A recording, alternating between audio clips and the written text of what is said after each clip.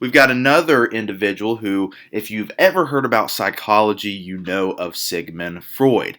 Now, Freud has the concept of the psychoanalytic theory. So it's a theory as well as he's got his therapy known as psychoanalysis. A lot of people have heard of psychoanalysis before.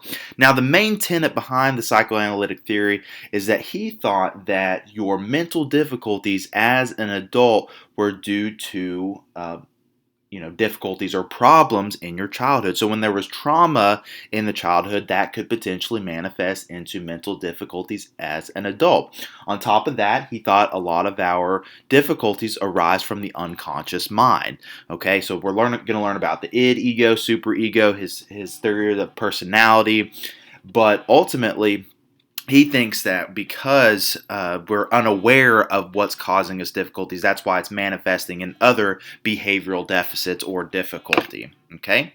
Now, on top of this, he had the psychoanalysis, which psychoanalysis is a form of therapy where he would utilize what's known as free association. So free association is just another term for saying allowing the client to talk about whatever comes to mind. So Freud can make connections to the unconscious mind and bring what's unconscious to consciousness. And that would at least be the first step in alleviating mental difficulty. Okay. Another thing that he would try to do is try to analyze your dreams. Now, although he tried to, and a lot of people probably believed him at that time, we don't have an objective or unbiased or scientific way in which we can analyze your dreams even up until this point.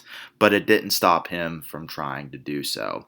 Now, another funny thing that Freud kind of was credited with is known as malapropisms. So these are what's known as slips of the tongue or Freudian slip. So according to Freud, he's a big determinist, which basically means that whenever you engage in a behavior, there was a prior reason for why you engaged in that particular behavior. It has been determined for you, okay? And so according to Freud, if you accidentally do something, apparently to Freud, there's no such thing as an accident. There is a reason behind it. So if you accidentally call your current partner by your ex-partner's name, well, to Freud, that could use a little bit of analyzing.